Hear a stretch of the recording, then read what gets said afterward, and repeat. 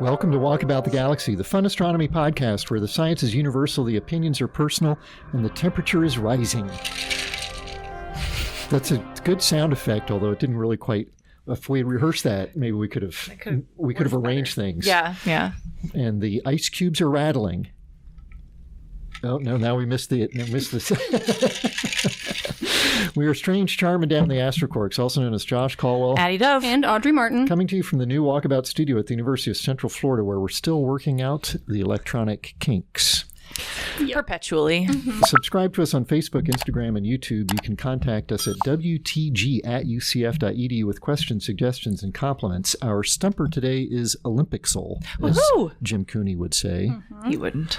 That's in his honor. He'll be back on the show in the next episode or two. Yes. The Paris Olympics are wrapping up this weekend, and I've had a lot of fun imagining how ridiculous I would look trying to do literally any of the activities I know. that the one thing that I can mechanically do that is run. Happens in the Olympics is running. I can ride a bike too. Sure. But is running. Yeah. You could swim. Yeah. Okay. But like swimming, there's like specific. But if I tried to swim the way they're swimming, I would drown. Sure. But it's true. You ever try to like swim the butterfly or something? Oh, No. yeah. I took a class at one point and learned all those strokes. Wow. If you put me in an Olympic pool where it's too deep to touch, couldn't still do it, and said you must do the butterfly, I would die. There was something they were talking about that actually this pool is a lot shallower than a lot of the pools these athletes train in. It's still deep deeper enough. than me. Oh. It's 2.5 meters instead of 3 meters, I think. Oh, that's still deep. Yeah. They're not going to dive that deep. No, Right. but it's more like the drag is different. When the amount of water underneath you is different, and That's anyway. a difference. But like running, which I know how to do, You it's can like do. I watch the runners go. And You I won say, a race last weekend. and they finish, and I think, where would I be when they're finishing? And I'd be like many laps behind, There are still some- running as hard as I possibly can. There are some videos where it's like Olympians versus just like Yes. the regular person. I really appreciate those because it gives you context. Those are for, needed. like, man, that guy's so slow. No. Yeah. No. They need to superimpose those during the event so you are constantly reminded, here's how far you could put a shot. 3 feet. Yeah. I can put a So shot. if your stumper is, if you could be a gold medal contender in an Olympic event, which Olympic event Would you want it to be? Oh, what I want it to be, not. Yes. Oh, okay. Not what is your best event. Right. Yeah. That's a different Because question. we're all terrible at all of them. Hey. Let's just get that out Does of it the have way. to be Summer Olympics or could it be winter? It has to be summer. Oh. Okay. If it was winter, I would say the ski one. Ski jumping? Yeah, ski jumping. Yeah. Okay. Maybe like pole vaulting Oh, yeah. because it like Looks fun. it's the closest to flying that I think any of the summer sports come to. I get it. Yeah. I was also going to say something like pole vaulting. Yeah. I part of me wants to say the diving because it looks super cool, but also it terrifies me. Yeah. Right. Like they go so close to those giant concrete slabs with their heads, Right. Yes. but it looks so cool. And like if you And the stay flips that they do. straight, like I wonder how far down you would actually go because when they hit the water, they have to immediately like curve. Yeah. Yeah. So they're coming in with quite a velocity. Yeah. We could calculate that. I'm gonna be go. nervous. I'm gonna go with decathlon because you can 'cause you you can all win the cheat whole things. thing without actually being the best in any one of Yeah. those things. Yeah. So, I also really am excited about like sport climbing that's in the Olympics this year. yeah. We were talking Yeah. earlier. I've been trying to watch those, and it's harder to find them. They don't get as much coverage. Yeah. But like, I like climbing, and I would like to be better at climbing, and so it's fun to watch them and see how that cool does they look are. cool. The speed climbing looks It's bonkers. like Crazy. actually Spider-Man. Yeah. Yeah.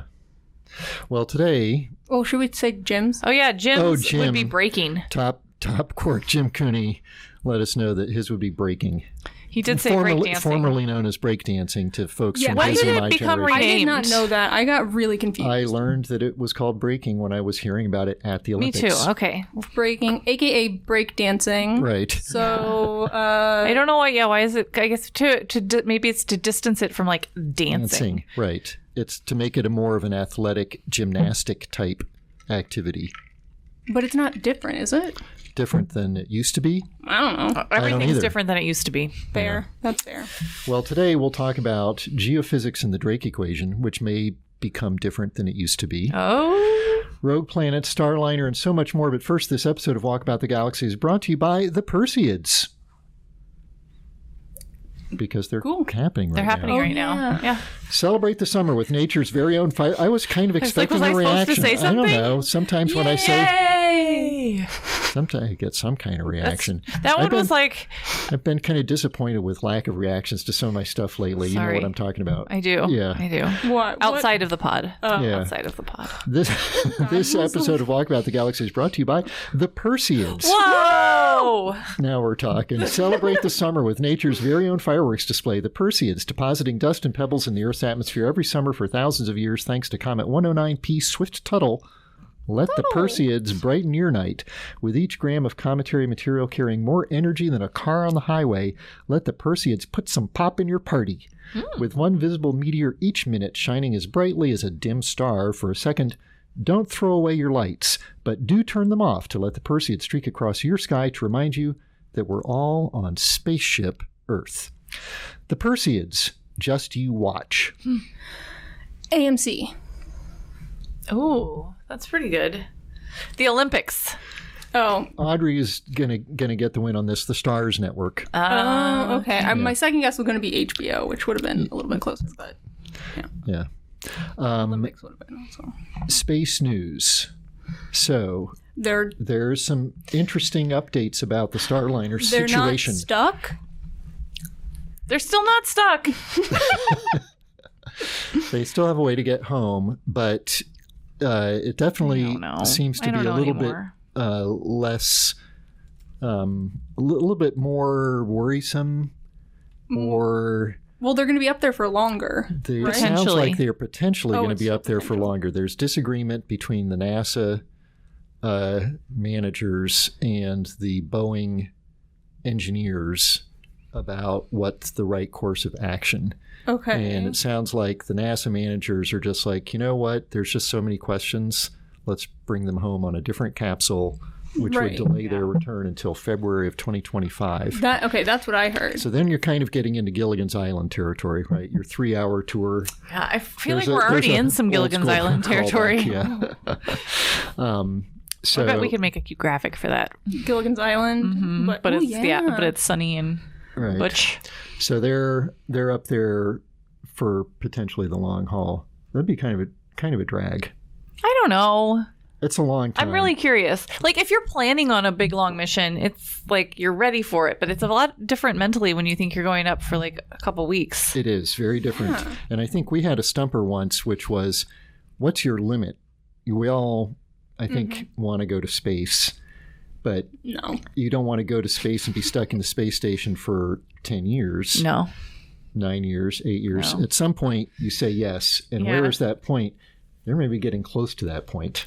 Yeah. If they're up there until February, that's going to be like 9 months. Yeah. They may have already like passed it. Like, for you? If they have, for them. If they have passed it, they probably should not have signed up for this. I think that they have not passed their... They're both, they're both experienced astronauts. They both have been up for longer than this, I think. Right. Previously. All I'm saying is they have to reschedule all their like dental visits, their eye exams, and people's birthdays that they were like, oh man, I reschedule those. I was gonna like order the thing when I got back, but now I didn't, and then they're gonna think I forgot their birthday, but I didn't. Yeah, at least they probably won't like get into any trouble with like filing taxes. They'll still make it back in time for that. So right, maybe. So wait, what does Boeing want to do? The problem though, bring them home. So Boeing, what? Starliner. So NASA's like Starliner isn't ready to go. There's just still a lot of questions, but part of the problem is I don't think that Starliner can autonomously undock. So Crew Dragon can like basically fly itself. I don't think Starliner has as much autonomy. I think you need a person in it. So like maybe it would have to be, maybe they would have to use the arm or something and like help it undock. Oh. Like to get rid of it if they're not in there. Because like at some point it has to separate from the space station. It can't stay there forever, right? And if they're going to bring it back, they also have to do that. Like, I think earlier, because it runs out of like consumables or something. So like if they're going to bring it back even without people, they need to do that at some point. It's coming back before February. I think with or without people, probably. Yeah. Because there was some like 90-day thing of how long it was supposed to be up there. Yeah. I don't know. So many questions. Other space news. Space Perspective, you may recall, is one of these companies that sells tickets for rides in a very, very high altitude balloon. Yes. To give you perspective. And they're taking reservations. They haven't flown passengers yet. They're based here in Florida, and they have unveiled, or I'm not sure if the boat is ready, but they'll launch from a boat. What? Why? Because it just makes it a lot. It's a balloon, so you don't know exactly where it's coming down. So if you're launching over land, you're pretty constrained about how you can manage all that because they're not the most steerable. Does it land on a boat? It lands in the ocean. Oh, okay. It oceans in the ocean. Okay. And then the launching boat has a couple of little speedboats that run out there and secure it and sort of tow it back to where the big boat comes and picks it up. You get a little bit of space and a little bit of ocean. Apollo-style, Crew Dragon-style retrieval. It's a floatable capsule. I don't like that. Being in the balloon, or not in, but under the balloon, fine with. But not floating on the ocean surface? You would never get in a boat, for example. Exactly. I hate boats. You actually don't like boats. I don't like boats. All right. I was trying to be ridiculous, but you're serious. Boats. Yeah. You and Jim, very different people. I do find the ocean terrifying. Jim likes boats. It's pretty terrifying. And fish. I don't like fish either. Their capsule will carry 8 passengers up to an altitude of 30 kilometers, which is about 1/3 of the Kármán line altitude, but about 3 times the height of a typical airliner flight. So you'll get some good perspective. Yeah, for a several-hour trip. There's been some words about Starship, another Starship test flight soon. Yeah. We're waiting on some approvals. Okay. It's going to happen soon. Yeah. I don't remember. I saw the tweet this morning and then I couldn't. I don't remember what exactly it's like. This month? It didn't have a date. Yeah, probably this month. Yeah. And this one, we're still expecting a chopstick recovery of the big booster. I think so. Yeah. Are they going to test it out before? This is the test. But are they going to move? They've done some tests. Oh, they've done a lot of that. They're doing ground testing. Oh, okay. But you can't obviously fully simulate that. But yeah, they've done tests to sort of see how fast they can bring these chopsticks in that grab a hold of the booster as it flies back and hovers. Then these chopsticks are supposed to come in. How is the hovering not going to just completely demolish the thing that the chopstick is on the launch in theory, system? you still have the trenches or something that were there for launch. That when it's coming back, it is much lighter than it was when it took off. It has far fewer engines. But it's still heavy. It's only using 9 engines when it's... It's really? way fewer because fewer all the fuel, probably 90% of the mass of that vehicle is fuel when it launches. So it's going to be, 8-9 times lighter. So that makes a big difference. Cool. I'm very curious to see how that goes. Do we have any other space news? I think there's been some more associated controversy about Starship launches from Florida, but I didn't read the full article, so I'll follow up next time. Okay. Other environmental people are upset again. About the big rocket, and it's which has not yet launched from here, right? Yeah, correct. The Perseids are peaking these days as we record. Dear listeners, you will have probably missed it if you've been watching Bridgerton now. Dear readers. Dear reader, Lady Whistledown reports that the Perseids will have peaked by the time you listen to this podcast. They're not the only thing that will have peaked. Also, are popular. No, still be popular. So our first topic is geophysics. One of my favorite things, Audrey, as you know. Okay.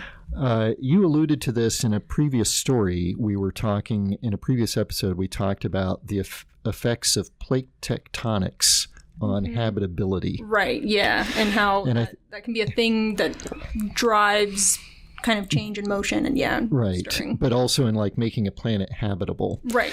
This paper talks about the role of plate tectonics in making evolution advance to the point of what's called an advanced communicative civilization, or an ACC. Are we an ACC? Yeah. We are an ACC because we're sending radio waves out into the cosmos. That's true. So the Drake equation was created to sort of try to break down the question of how many civilizations are there out there into bite-sized, guessable, if not answerable questions, such as how many planets are there? What fraction of those planets have life? Are there like 9 variables? I always forget how exactly how many there are. There's different versions of the Drake equation, actually. Some people simplify it and agglomerate some of those factors together, but it starts with like how many stars in the Milky Way? Then 7. You multiply it by fractions. Yeah. What fraction of those have planets? What fraction of the planets are habitable? And like when he made up that equation at first, Frank Drake, when he made it up the first time, we knew like none of the variables. Right. We had like one data point. Maybe a couple of them, but yeah. And like, so it's really interesting, like as our understanding of planetary systems and the universe evolves, like how our estimates of those numbers evolve. Yeah, because it'd be fun to have like a plot that shows like how those numbers have evolved over time. And how the initial range of the answers that came out of the Drake equation ranged from 0 to hundreds of billions probably. Yeah. And now it's narrowed down because we have discovered planets, so we have some idea about that, and we have some idea about how many of them might be in the so-called habitable zone and so forth. In grad school one time, I got a reimbursement from SETI for something. I think it was in grad school, and I got a check, and it was like signed by Frank Drake, and I was like, that's the coolest thing. It was like stamped or something, right? I don't think. Well, I think I cashed it, but I think I got to keep it got to keep the physical check. So I was pretty. So there are many factors in there, and our best estimates for what the number of civilizations that could communicate with us through radio waves at this moment, because another factor is how long do they last? Right. Sure. If they only last 100 years or so, then that cuts things down. It's like, they were out there, but they blew themselves up 2,000 years ago. Sorry. Classic civilization. Yeah. Classic civilization. Play Civilization? Mistake. Computer game? I've heard of it. It's fun. Okay. So, but if we put all our best estimates in there, the answers we get are like at least dozens and potentially thousands or hundreds of thousands of advanced communicative civilizations in the Milky Way galaxy now, which is what led Enrico Fermi, at least apocryphally, to pose his famous question, well, where are they? Because while space is big, time is bigger, at least within the Milky Way, which means those civilizations would have had plenty of time to get in touch with us one way or the other. And they haven't. And so this is the Fermi paradox.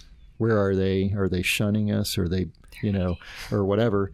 So what we spoke about a few episodes ago said plate tectonics required to help get the right chemicals going, but it also apparently played a very key role in evolution of complex life on Earth.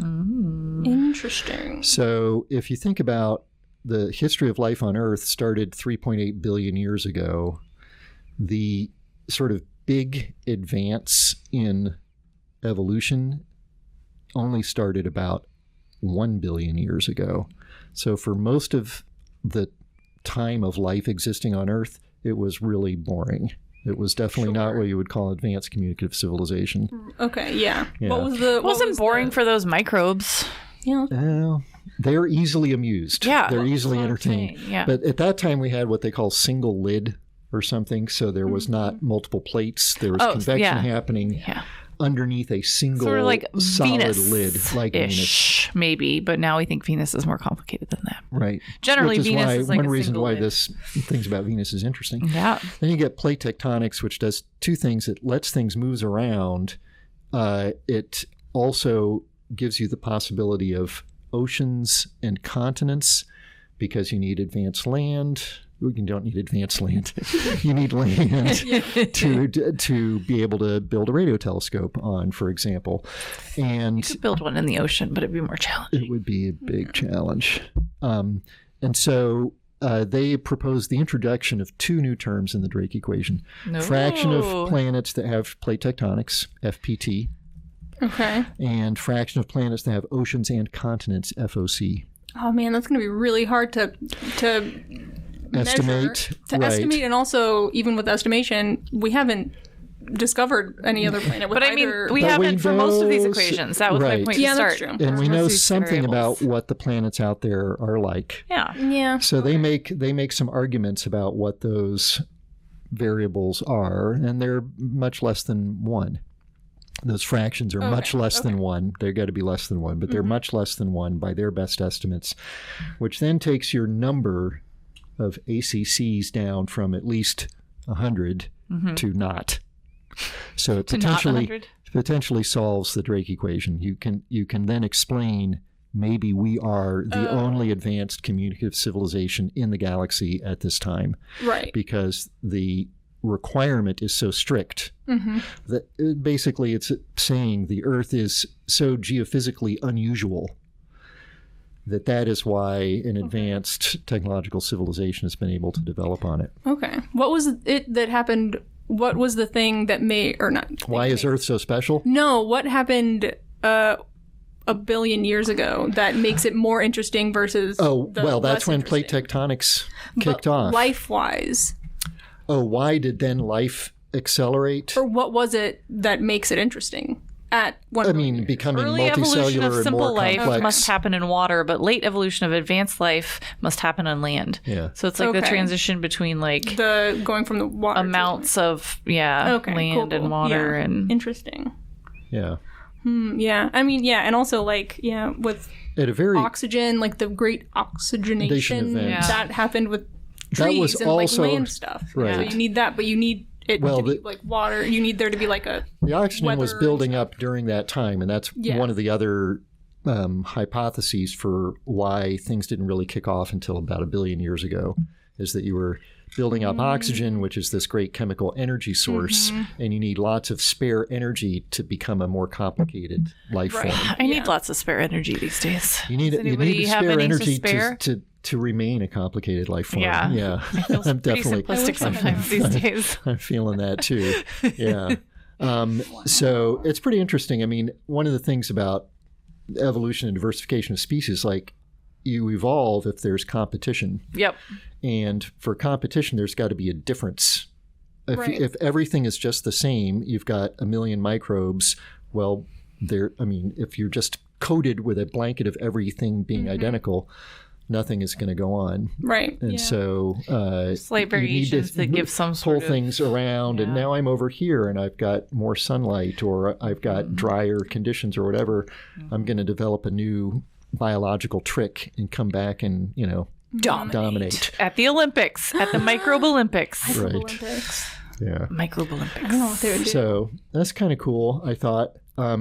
We like the Fermi paradox. It's funny to add variables to the Fermi the Drake equation, right? Because I don't know, it already has a bunch of, I was saying at the beginning, it already has a bunch of variables. There are things that are sort of if this thing happens. So I feel like you can keep adding variables and it's going to keep, maybe it'll help drive down the uncertainty. Maybe it's just can we lump that in with can it be a sub variable that influences Also, it's a little bit, it's we have this great equation and we've done our best to figure everything out and we don't like the answer. So let's change the equation. Classic. Let me drop the trivia on you and then we'll talk about the rogue planet capture. Trivia today is also inspired by the Olympics. Yay! We're seeing a lot of athletic world records broken. So I've got questions about world records in astronomy. Oh, okay. What is the type of brightest event ever recorded by astronomers? Is it a gamma ray burst, a fast radio burst, a black hole merger, or a pulsar? Brightest event. In what wavelength? all highest integrated energy? over all photons. Okay. Not that Most number of not that photons. like obviously the brightest thing in our sky is the sun. Sure. But this is absolute brightness. So if you measure something very faint, but it's so far away, you calculate, oh, that thing was super, super bright. Okay. What is the largest optical, not radio, telescope currently under construction? How big is it by aperture diameter? Yeah. What's the largest optical telescope in operation today, summer of 2024? So those are your questions to ponder when we come back at the end of the episode. Okay. Cool. Okay. Rogue planets being captured. I love rogue planets. We're going to talk about rogue planets. I'm going to talk about rogue planets at DragonCon. Oh, I won't. I don't know what I'm talking about at DragonCon. I don't remember. I think one of them is about dirt. That sounds likely. I think one of mine is about policy. Oh, okay. Oh, yeah, we're on one about like commercial stuff. Yeah. Plug for DragonCon. What's that, like a month? Crap. Yes. I don't know. Yay, I mean, excited about DragonCon. I'm not excited that it's already August. 3 weeks from today, we will be giving our first talks at DragonCon. Oh, wow. We should like book flights or maybe figure out how we're going to get there. Anyway, we're together. Rogue planets. Rogue planets. So rogue planets can apparently be traded between systems, which is weird. Can I just maybe when we figure out how to operate today, we had a little bit. I apologize. I'll just be transparent with our listeners. I totally screwed up the rollout of our new podcast recording equipment. So fun. But when it's underway, when it's working, We have a new mixer board. I think I will be able to press a button that will planets. have Rogue that planets. will say Rogue Planets, like you guys And we should all do it together. We've been talking about it for so long, what our little sound bites would be. Yeah, so it's coming. Stay tuned. It'll be here probably before the next music video. Okay, so Rogue Planets. You know what? One of my favorite things about this is it's a preprint article that's up on the archive, so it's not been fully peer reviewed yet. But the co-author is Jim Green, I noticed NASA that. fame. I noticed that. Yeah, former deputy or Yeah, it still says NASA HQ, but he's definitely like administrator for former planetary side of NASA. Yeah. Yeah. But I think it was at HQ. So rogue planets, as a reminder, are planets that don't have a star. Correct. Yeah. They're But So are they adrift. planets? They're so adrift in stars the Milky trade Way. them. Yeah. It turns out maybe Like trading cards. like trading cards Yeah. Yeah. So or Pokemon. or Pokemon cards, like this article said. Yeah, so rogue planets can kind of be out there minding their own business, and if they pass by a star like the sun at a relatively low velocity, then they can be captured, which is very strange because you don't think about. They're so big, they're these huge things. Planets? Planets. Yeah. But up to Jupiter size is what this is saying. Up to wow. Jupiter size, but it has to be going pretty slow, and Right. it has to be captured in what they're calling one of the Lagrange points. I think everybody calls them that, actually. Yeah, but what I bothered you Is there like some, which is there some Lagrange point controversy Yes. about what to call Lagrange points that there's I'm not not a aware of? controversy about Lagrange points as a point. Okay. I don't know. So for a Lagrange point to exist, you need two bodies. Yes. And they need to be orbiting each other. Yes. And it doesn't say, and I looked at the archive paper as well, that also doesn't say what the other body is. Besides the sun, you Besides mean. the sun. Right. One point just to clarify before we get into that, there's a common misconception among the general public, I would say, that gravity is this thing that acts like a magnet. Yeah. Like a magnet can grab something and capture it. Gravity, if something is moving along, it could hit you, but it can't go into orbit around you because that's an asymmetric path. In other words, it's coming in from very far away. It's going to go out to very far away again. If those are the only two things in the universe, the sun and this rogue planet, and the rogue planet is drifting along, it can't just like go from wandering by and get sort of sucked into an orbit around the sun. Right. It needs help from some other object, which is the second body in the Lagrange point issue that you were bringing up. Yeah. So if it passes relatively close by this Lagrange point and is going slow and is small enough for the sun to capture it for the gravity to work, right? Then it will be captured, but it can also trade. And so in this article, they were talking about the solar system trading rogue planets with Alpha Centauri. Yeah, I mean, one of the sort of amazing things about the study is that the distance of that Lagrange point sort of gateway into the sun's gravitational capture zone is halfway or so. Between the two? Yeah. Oh, between interesting. us and Alpha Centauri. Yeah. Yeah. But I think the galaxy's gravitational field is that other... I mean, it must be. Is that other source. It's the third party that's helping out with the capture mechanism. And so what that does is the rogue planet is drifting by slowly, and the Lagrange point is sort of a special relationship between the sun's gravitational field and the thing it's orbiting, which is the center of the Milky Way. And at that point, there's a pathway, a gravitational pathway or an energetic pathway for this object to drift into the sun's gravitational sphere of influence, have its orbit changed by the sun, but then we're no longer, that pathway then is not there anymore because we've moved on or rotated around, and it can become trapped in. So JWST is at a Lagrange point of the Earth-Sun system. And it's a sort of balancing point gravitationally involving the Earth and the Sun. And so I think this sort of gateway for these rogue planets to come in and be captured by the Sun are at a balancing point between... But I'm not... Yeah. I haven't read it as carefully as you, and so I know that's why you were sort of suspicious about your not understanding what they were talking about with the Lagrange point. Yeah. Yeah, it's also a very... the paper itself is only text and some equations. It's like a very dense paper to try to get through.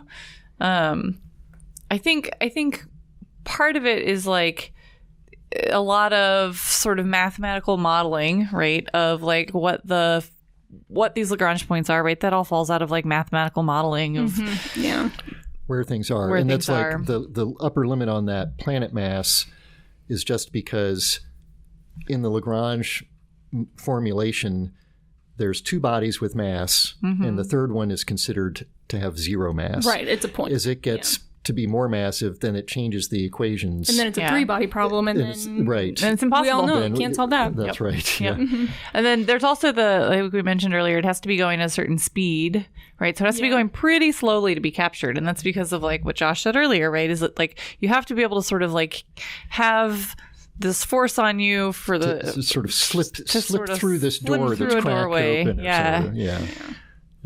You can't go, otherwise you'll just go zipping by. You got to be walking slowly to see the crack in the doorway. Otherwise, you'll just go zipping by. So presumably, Alpha Centauri could also be capturing rogue planets. Yes. And then if they're on these very, very distant sort of orbits out there. So this is to like be clear, light year, none more of than the planets that we know of in our solar system could be these rogue planets. And that we haven't detected any of these either, like capture. Orbiting the sun, right? Which would be mighty difficult. And the planet IX or whatever, Egotron, that is talked about is also much, we haven't seen that at least. No. And it's also much closer to the sun than these. And that's not what we're talking about, because that would be, I think dynamically not a captured planet. Yeah, not a captured planet. Yeah. Yeah. And they would be, I mean, to the point we haven't detected them, they're going to be very, very hard to understand if they're out there, right? Like, and to detect them. So there could be, they could be lurking. They definitely could be lurking. But yeah, I mean, space is huge and we have to look everywhere. The reason why people are like, ooh, let's look for, planet, what did you call it? Egotron, is because there's a place in the sky where it looks like there's some small bodies that are gravitationally affected by something, and so it's like, okay, gotta like look around there. But if there's not a dynamical signal on other asteroids or comets from these planets, because these are like way far out. Yeah. But it could in, be in detectable. theory, Question though, are they going to be habitable rogue planets? They're not. Dun, dun, dun.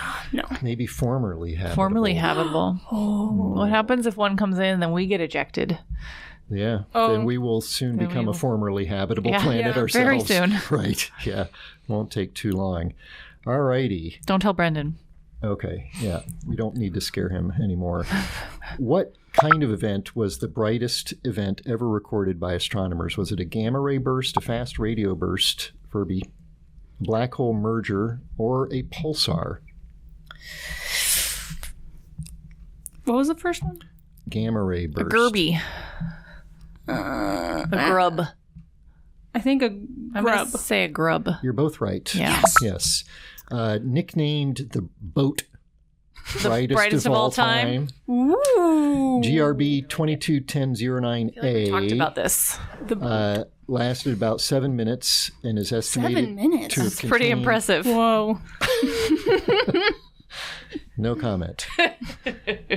And is estimated to have contained as much energy as if you converted all of the sun's mass into energy. That's it? Wow. That's a lot. Oh, the sun's pretty big. Probably a supernova. But we see a bunch of gamma rays. This is billions of light years away, the source, and it's still a long time ago. Made a noticeable effect on our ionosphere. That's That's crazy. Wait, when was that? October 2022. Yeah, I think we definitely talked about it. Talked about it at the time. Yeah. Wow. What is the largest optical telescope currently under construction by aperture diameter of the mean mirror in meters? Isn't there a 30-meter telescope? Single mirror? No, it can be a multi-component. Because there are like arrays, and then they're like, Not it's an array. effective aperture, blah, blah, blah. Yeah, so... Okay, one structure holding it. Okay. Yes. It could be segmented mirrors, but it has to be one structure. Yeah. Okay. There's a big one down at McDonald. I'm going to say 30-meter telescope. 30-meter telescope. That sounds about right. I'll say it's under construction. Under construction. 40. Is that what it's called? The 40-meter telescope? Yep. Good enough. The 30-meter telescope has been sort of paused indefinitely by protests locally in Hawaii. Yeah, but it is and it is called the 30-meter telescope. That one's called the TMT. The extremely large telescope, or ELT, with an aperture of 39.3 meters, is under construction in Chile with first light planned for 2028. Okay, I'm glad I got that. I definitely should have. How big do you think the largest one in operation today is? 20-meter telescope. The TWIMNT? 15. That's not... okay, whatever, 15. Well, in deference to your, I think, fair point, Audrey, I might have to update this, but the size, Size doesn't matter. The listed one is the Large Binocular Telescope in Arizona, which has two 8.4 meter diameter single mirrors, which are that's a big single mirror. Okay. The largest single mirror. Has been in operation since 2004. Combined, they have an effective aperture of 11.4. But in Hawaii, there are a couple of multi-segment telescopes that I think are about 10 meters. Okay. But it's not up. It's about 10 meters. Okay. Is the bottom line, which is smaller than I would have. It's hard to make big mirrors. Have guessed. Because they have to be really But the smooth. segmented ones, like there's a bunch of them that are segmented. Because that way you can do adaptive optics and stuff on it too. And you can also replace the segments that they get. As a point of reference, the JWST main reflector, which has 18 segments, aperture size is... Tennis court. I don't remember how big. No, the whole spacecraft's a tennis that's court. right. The mirror is smaller than that. 5? 6.5. Yeah. So pretty good guess. So that's pretty big. The largest on the ground, maybe only twice as big or so for that. The Hobby Eberly is 10 meters. That's what. Yeah, they're about. It's There's a about 10 bunch that are meters. about that one's that big. 10 I saw meter. that one. That's yeah, cool. but it's hard to steer it. Yeah, they're You can heavy. make things They're from so these heavy. individual platforms, but then it's like you've got this ginormous thing. Yeah, Hobby Eberly is 91 segments. Wow. Oh my god. It has a cool anyway. Yeah. You guys queued up so we can nail the outro? Totally. Did I send it to you? Nope. Yeah. What? No. It's okay. We got this. While it may have felt like counting meteors, it was just another episode of Walkabout the Galaxy. We're like Tinkerbell and thrive on your belief in us. So give us 5 stars on your favorite podcast platform, and we'll keep on giving you the universe. Be sure to follow us on Facebook and Instagram to get all our updates. Subscribe to our YouTube channel and catch up on old episodes wherever you get your podcasts. Our theme music was composed by Richard Jarusik. Production assistance is provided by Logan Basinger. Thanks to our listeners in France and around the world. Stay safe. I'm Tosh Caldwell. I'm Addie Dove. I'm Audrey Martin. We're the Astrocork signing off until the next episode of Walkabout the Galaxy. Yay! Addie's coffee sound. That'll be that button. Right.